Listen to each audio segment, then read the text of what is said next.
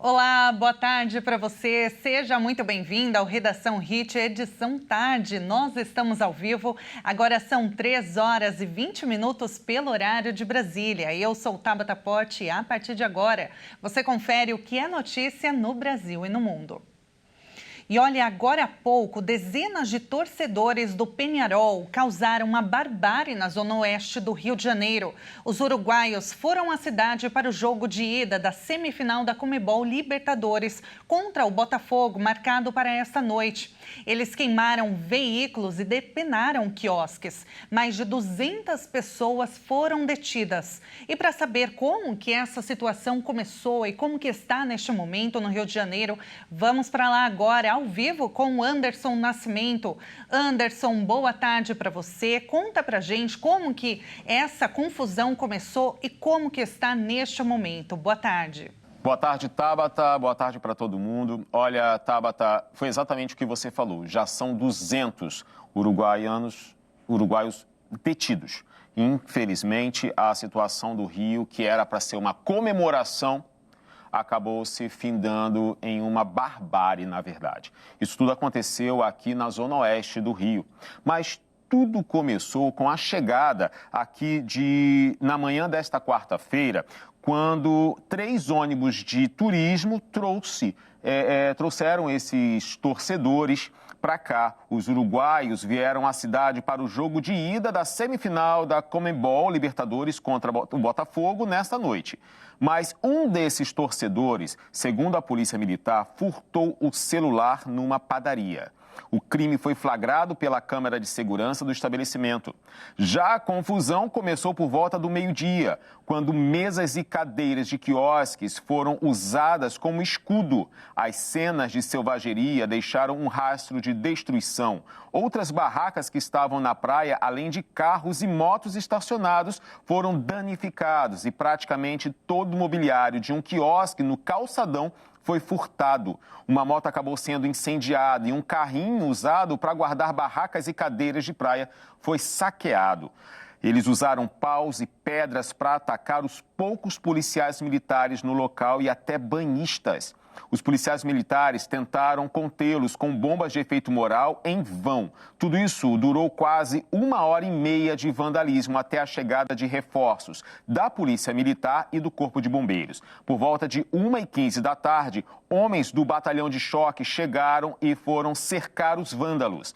Em represália, moradores do entorno saquearam um dos ônibus de excursão dos torcedores e atearam fogo no coletivo. Às 1h20 da tarde, quando as forças de segurança estavam em maior número, o grupo foi contido e obrigado a se sentar no chão, pois seriam levados para a cidade da polícia. Como você falou, Tabata, pelo menos 200 aurinegros foram detidos, né? Eles ainda encontraram uma arma que foi apreendida. Agora, o grupo ele será escoltado para fora do estado e eles não vão poder assistir à partida que eles tanto queriam. Agora, tem uma coisa, eles destruíram uma motocicleta e o proprietário desse veículo informou que ele havia pago apenas uma parcela do financiamento. Outro ponto é que o jogador uruguaiano do Flamengo, o Varela, do uruguaio do Flamengo, ele esteve lá, né, o Varela, para poder resgatar os amigos. E aí a gente acaba vendo, né, essa confusão toda e personalidades ali participando, não da confusão, mas do resgate, né, dos amigos que são uruguaios. É com você, Tabata. Anderson, muito obrigada pelas informações. Continua acompanhando para que depois, se você puder falar com a gente mais uma vez, para atualizar a situação ao longo da programação. Muito obrigada. E olha, gente, é lamentável tudo isso, né? Lamentável mesmo, porque todas essas imagens, essas cenas deploráveis que a gente viu, realmente, olha, acabam, de certa forma, desmotivando, né? Torcedores realmente uruguaios, que são torcedores mesmo, que amam o time, do Botafogo também. Mas olha, apesar de tudo isso, hoje tem o jogo do time do Uruguai, do Botafogo, Peñarol contra o Botafogo pela semifinal da Libertadores, e o jogo promete muitas emoções Emoções boas, viu? Vamos ver. Recebe o Peñarol nesta quarta, às 21h30, no Newton Santos, pelo jogo de ida da semifinal da Libertadores. O Glorioso vem de um final de semana frustrante após ter empatado com o Criciúma no Campeonato Brasileiro, mas segue líder da competição e busca superar as melhores campanhas da própria história na Libertadores. O clube disputou as semifinais em 1963 e 1973. Invicto há mais de 2 meses, o Botafogo vai em busca da sua primeira final da competição, enquanto o clube uruguaio está em busca da sua 11ª final. O Peñarol vem de 3 vitórias seguidas no Campeonato Uruguaio e é o líder da competição. Os carboneiros são pentacampeões da Libertadores e buscam romper a seca de 37 anos sem levantar a Copa. E o famoso clima de Libertadores já começou antes mesmo da bola rolar. Nesta madrugada, a torcida do Botafogo preparou um show de fogos para atrapalhar a noite de sono da delegação do Peñarol, na zona oeste do Rio de Janeiro.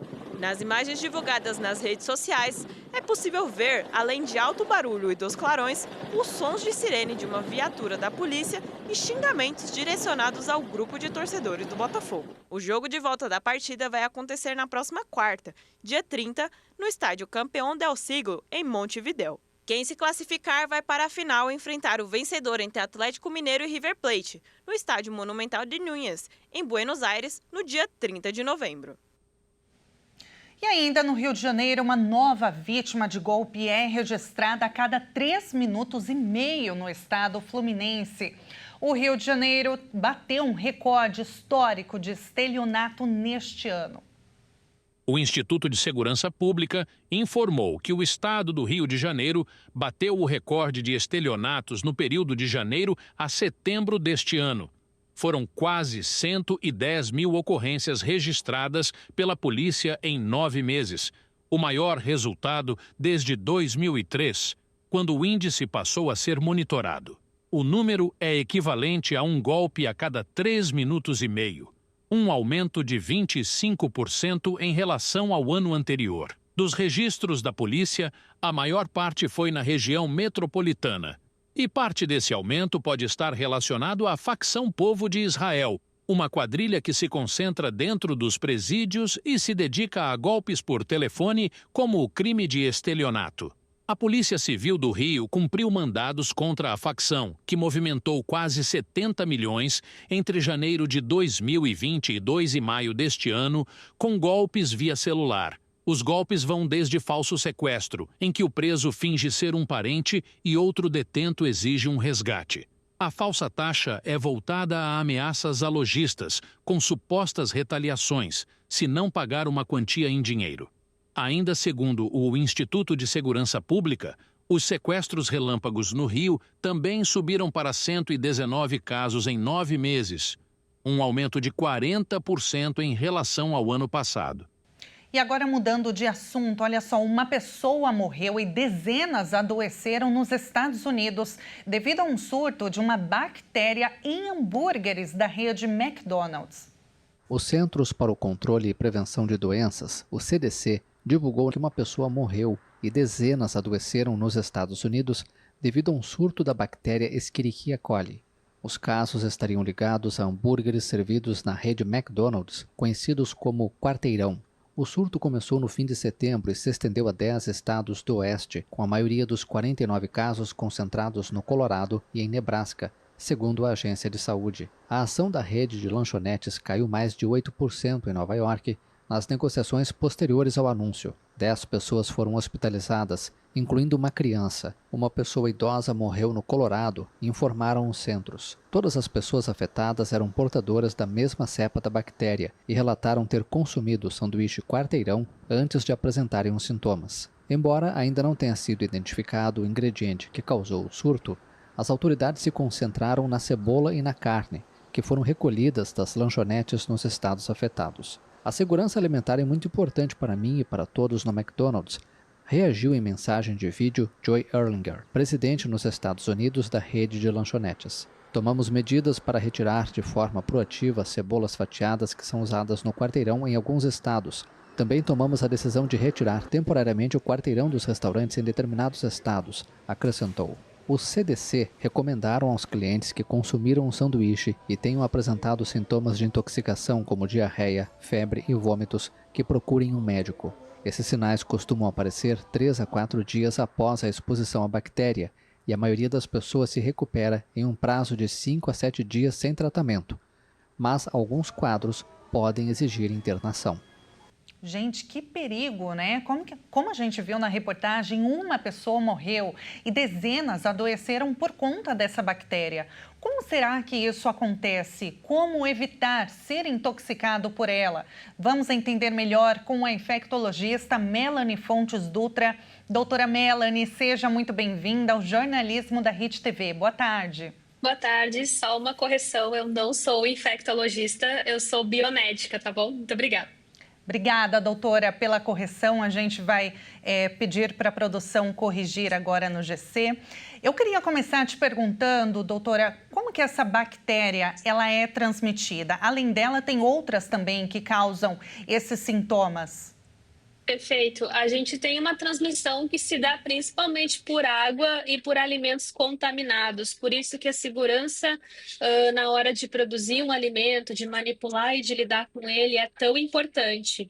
Então, é a partir dessas principais vias que a gente pode ter uma infecção por essas linhagens mais patogênicas, mais graves e que podem levar a doenças, né? Da Escherichia coli ou da E. coli, entre outras bactérias que também podem ser transmitidas por essa via e causar infecções no trato gastrointestinal. Agora, eu queria lembrar que em 1993 houve também um surto, 4 crianças morreram depois que comeram hambúrgueres mal passados nos restaurantes Jack in the Box, nos Estados Unidos.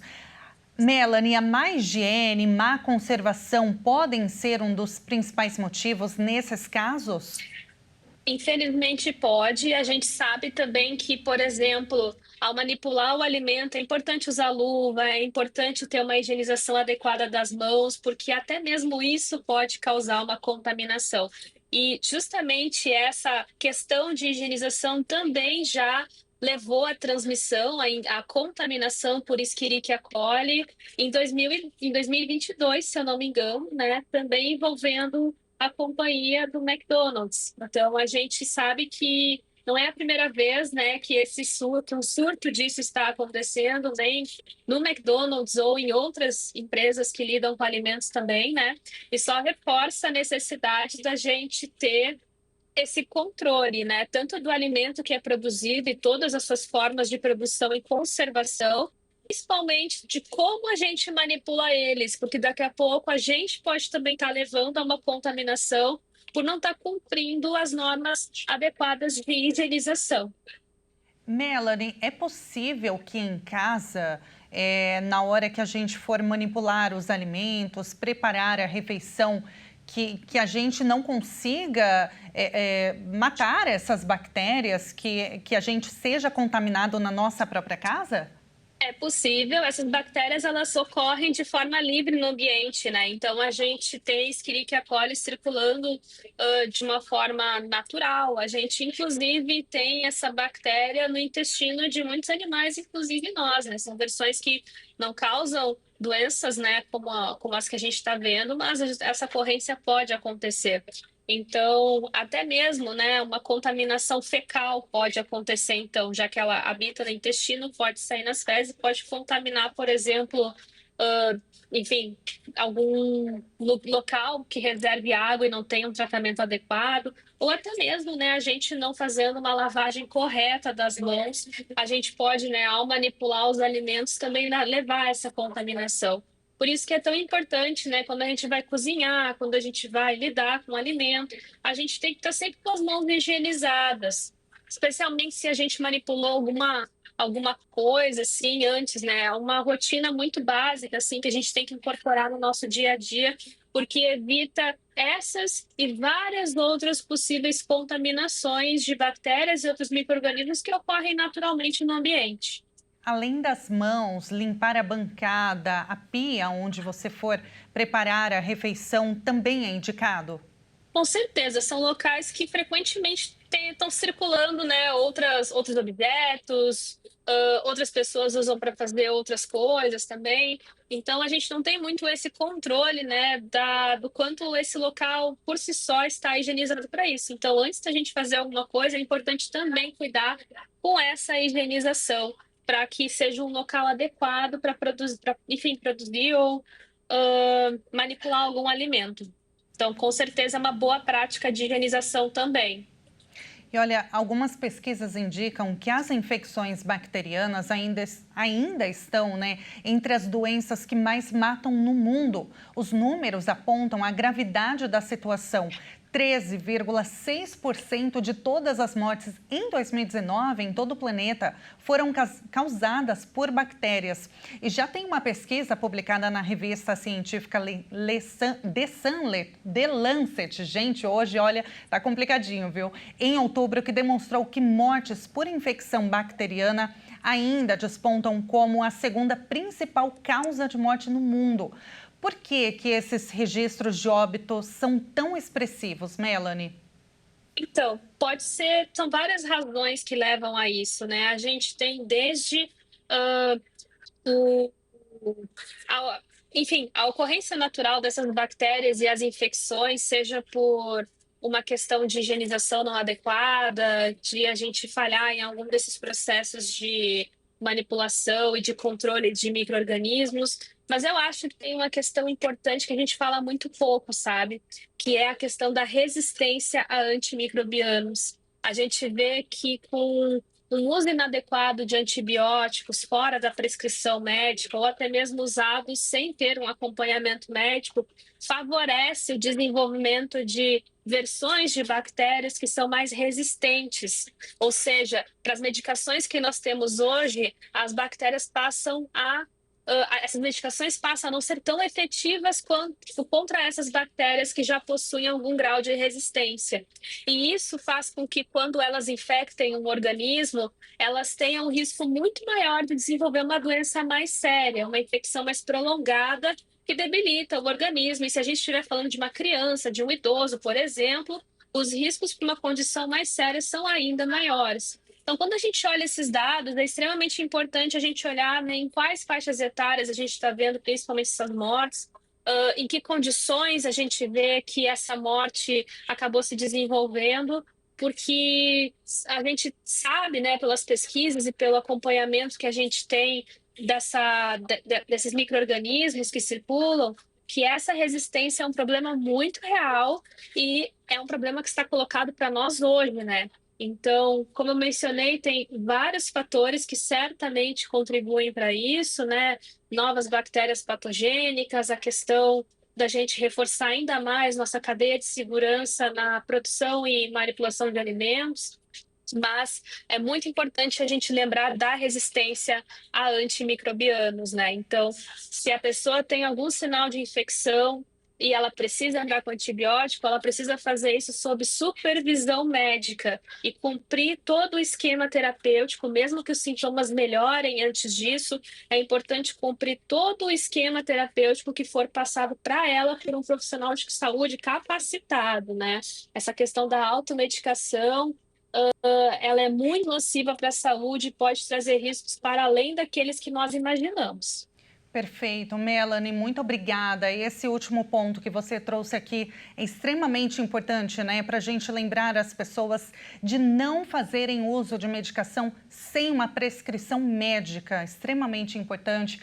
Muito obrigada pela entrevista. A gente acabou de falar com a Melanie Fontes Dutra, que é biomédica. Melanie, foi um prazer falar contigo e até uma próxima.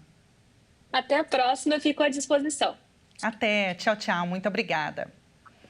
E olha, agora a gente muda de assunto, porque a cúpula dos BRICS confirmou o convite a 13 novos países para integrar o bloco. A Rússia, que ocupa a presidência rotativa do grupo neste ano, é responsável por convidar os integrantes. Vamos ver. Os 13 países aprovados para fazerem parte do bloco de cooperação mútua devem ser consultados pela Rússia sobre o desejo de integrar o BRICS como estados parceiros. Todos ainda precisam aceitar formalmente a inclusão. Só depois disso é que começa o processo de entrada. Essa categoria já dá direito à participação nos fóruns multilaterais, mas em caso de divergências, a palavra final será dos integrantes plenos. Estão no grupo a Turquia, a Indonésia, Argélia, Belarus, Cuba, Bolívia, Malásia, Uzbequistão, Cazaquistão, Tailândia, Vietnã, Nigéria e Uganda. Há possibilidade de ruído com 2 desses convites, a Turquia e a Indonésia. A avaliação é de que Ankara, capital turca, ocuparia uma posição grande demais no cenário internacional para a classificação de Estado parceiro. E no caso da Indonésia, o país já havia sido convidado no ano passado a ser um Estado pleno. Na cúpula do ano passado, a Argentina recebeu um convite, mas o governo de Javier Milei abandonou o processo quando chegou à Casa Rosada. A situação parecida com a da Arábia Saudita, que tem cozinhado em banho-maria o processo de adesão ao bloco desde o ano passado. Uma possível inclusão da Venezuela. No bloco sequer foi mencionada durante as discussões formais da cúpula. O presidente russo Vladimir Putin leu nominalmente cada país convidado. Em nenhum momento, o líder do Kremlin citou a Venezuela e os outros chefes de Estado também não pediram a inclusão de Caracas na lista. Nos últimos dias, a diplomacia brasileira atuou para barrar o convite à República Bolivariana, apelando ao princípio do consenso dentro do grupo. Bom, é um assunto complexo e para isso a gente precisa contar com a ajuda de um especialista. Vamos conversar agora com o mestre em Relações Internacionais, Ricardo Rios, para a gente entender melhor essa notícia. Ricardo, boa tarde para você, é um prazer falar contigo novamente. Boa tarde, Tabata. Uma boa tarde a você que nos assiste. Bom, primeiro de tudo, como que pode ser avaliado o discurso do presidente Lula? Lembrando, né, ele fez novamente críticas aos conflitos que acontecem, né, principalmente entre Rússia e Ucrânia, Israel, Hezbollah e Hamas. Além disso, também falou, né, sobre um enfrentamento à crise climática. Como que você avalia, Ricardo? Tabata, a gente tem que lembrar que o Brasil, agora no próximo mês, recebe a cúpula do G20 e no ano que vem recebe a COP30, lá em Belém do Pará.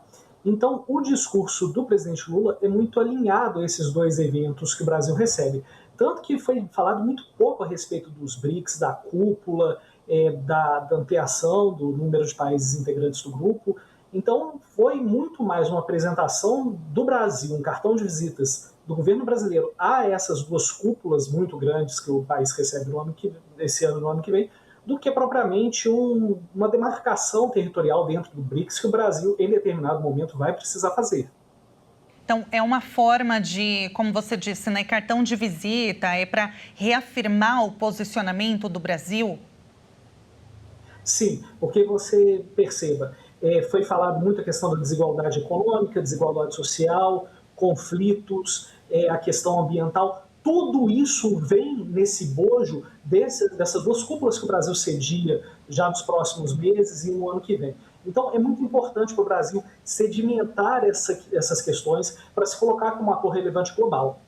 Agora, tem um outro ponto, Ricardo, também na fala do presidente, que é sobre a taxação dos super ricos, né? Que é algo que até o ministro da Fazenda, Fernando Haddad, também tem batido muito na tecla, que o Brasil está tentando, né, com o apoio de outros países, montarem, né, esse plano de forma igualitária, né, uma taxação mundial, global.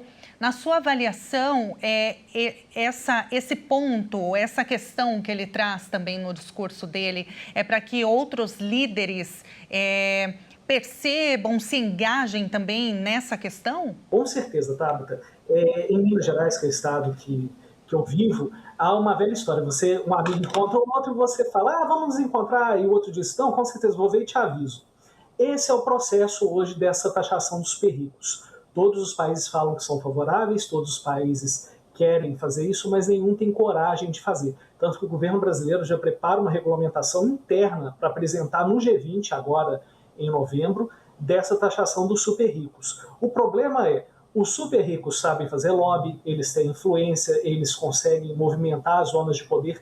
Então é muito difícil que alguns países adotem, principalmente os países ricos adotem essa taxação. Então fica muito mais uma coisa para um projeto utópico, que algum dia pode vir a acontecer, do que algo propriamente, não, vamos todos sair do Brasil, apoiando isso, o BRICS também vai apoiar, eu acho muito difícil, está muito mais uma questão do discurso global do que da prática global. Basta ver que até hoje a gente discute no âmbito ambiental o Acordo de Paris, que até hoje não saiu o financiamento. Agora tem um outro ponto, só para a gente finalizar, né, essa análise do discurso do presidente brasileiro, que quando ele fala sobre os conflitos, né, que acontecem ao redor do mundo, foi muito noticiado a reação do presidente russo Vladimir Putin, que na verdade não esboçou muito, né, muita expressão. Ele ficou sempre com aquele semblante, né, de sempre, na verdade, bem frio.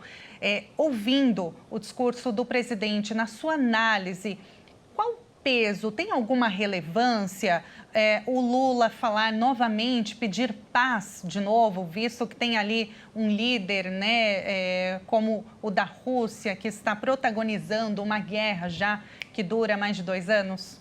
Sim, olha, Tabata, quando você pega o discurso, em nenhum momento ele diz os nomes dos países beligerantes, ele em nenhum momento fala Rússia, Ucrânia, ele não fala Israel, Líbano, Palestina. Ele em nenhum momento vai falar. Ele fala que são 2 guerras que têm chances de virarem guerras mundiais. Quando ele faz isso, ele faz um jogo diplomático, um jogo discursivo diplomático, que é o quê? Eu apenas cito o fato, não entro no mérito de quem duela, mas demonstro ao mesmo tempo a minha contrariedade da ocorrência desses conflitos. Quando ele faz isso, e aí a gente vê até nas imagens o Putin muito sério, porque ele de fato não emite muitas emoções, ele sabe que isso ia acontecer, porque o Brasil ainda assim é um país que fica na América, e como tal a gente sofre muita pressão dos Estados Unidos em determinados tópicos. Então, o presidente Lula demonstra independência em relação ao BRICS, né, principalmente independência em relação à Rússia e China, e ainda demonstra a posição do Brasil, que é aquilo que está na Constituição, que é a paz entre todos os povos. Agora, no caso, os países, né, do bloco, do BRICS, eles pedem reformas na governança global que reflitam a nova realidade econômica e geopolítica internacional. E aí o próprio presidente, né, da Rússia, o Putin, em seu discurso de abertura, ele falou sobre multipolaridade. O que isso significa, Ricardo? Quais são os efeitos desses pedidos, né, desses discursos na prática? A multipolaridade é um mundo onde você tem várias lideranças que se unem e conseguem exercer sua zona de poder. Então, por exemplo, o continente americano você tem 4 países muito poderosos, né?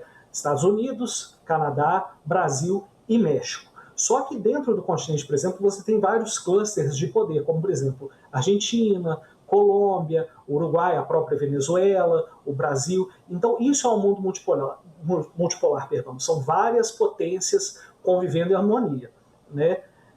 Hoje o mundo é sim um pouco multipolar, mas o que o Putin pretende é que seja tirado um poder da Europa Ocidental, dos Estados Unidos, repartido entre outros países, principalmente Rússia e China, que são países com poderio nuclear e que hoje conseguem uma proteção maior do que outros países que não têm armas nucleares, como é o caso do Brasil. A multipolaridade é algo discutido nas relações internacionais desde a década de 90. E por mais que o mundo tenha esses poderes regionais muito concentrados, ainda assim o poder global é concentrado na mão dos Estados Unidos. Então é muito difícil que os Estados Unidos queiram abrir margem para a discussão de um mundo multipolar, 100% multipolar, na verdade. Agora, também foi levantado a questão de moeda comum, né, que está dentro desse contexto, né, de multipolar. Qual seria a interferência chinesa nesse contexto? Bom, hoje dos países dos BRICS, o maior PIB, a maior indústria é da China. Então a China teria preponderância de colocar a yuan, a moeda chinesa, como de fato a mais forte do grupo, né? Mas é muito difícil você conseguir uma moeda única do grupo, porque você esbarra nos interesses dos Estados Unidos e nos próprios interesses nacionais. Por exemplo, a Rússia vai querer negociar tudo em rublo, principalmente agora que ela tem várias sanções internacionais. O Brasil vai querer negociar tudo em real, porque a nossa economia não é dolarizada, ela é toda feita com base no real. A China vai querer o yuan, a Índia também, a África do Sul também vai querer usar a sua própria moeda. Então eu acho muito difícil a gente conseguir chegar a um acordo comum entre os países para ter essa moeda comum. Enquanto isso, a gente vai fazendo transações entre países usando as moedas locais. Então, por exemplo, um chinês que queira comprar do Brasil faz a conversão e paga em real. O brasileiro que quer comprar da China faz a conversão e paga em yuan, e assim sucessivamente. Agora, quanto ao possível veto à entrada da Venezuela, quais países não devem participar, Ricardo? Olha, Tabata, essa é uma boa pergunta. Como que funciona a adesão aos BRICS? Os países enviam o pedido, há um encontro dos chanceleres e presidentes dos 5 países titulares, né, Brasil, Rússia, Índia, China e África do Sul, e eles definem. Nos bastidores da diplomacia brasileira, 2 países foram barrados, a Venezuela e a Nicarágua, 2 ditaduras com problemas eleitorais. A Nicarágua, inclusive, cortou relações diplomáticas com o Brasil por conta da discordância brasileira em relação à ditadura da Nicarágua. Então, esses países que são bloqueados e barrados, eles não vão entrar. Tanto que o próprio VT disse muito bem aí que em nenhum momento o nome Venezuela foi citado, mas aí a gente também tem a Nicarágua, que foi impedida de entrar no BRICS por conta da ditadura Ortega. Então, Ricardo, muito obrigada pela entrevista. Vamos continuar acompanhando todas as repercussões e novidades. Obrigada pela entrevista, pela sua análise, foi um prazer. Disponha, Tabata, uma boa tarde a você e a todos que nos assistem. Muito obrigada, boa tarde, até uma próxima. E agora, mudando de assunto, final de ano está chegando, né, gente? E os trabalhadores com carteira assinada já começam a contagem regressiva para receber o quê? O 13º salário. Será que você tem direito? Quando será a primeira parcela do abono natalino? Vamos ver na reportagem. O tão aguardado pagamento da primeira parcela do 13º salário deve ser feito até o dia 30 de novembro.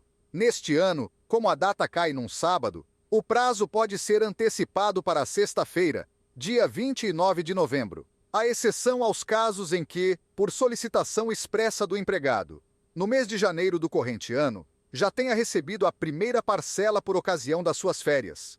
E no caso dos segurados do INSS, eles tiveram o abono antecipado em abril e maio. O salário extra é um direito assegurado pela legislação a todo trabalhador com carteira assinada.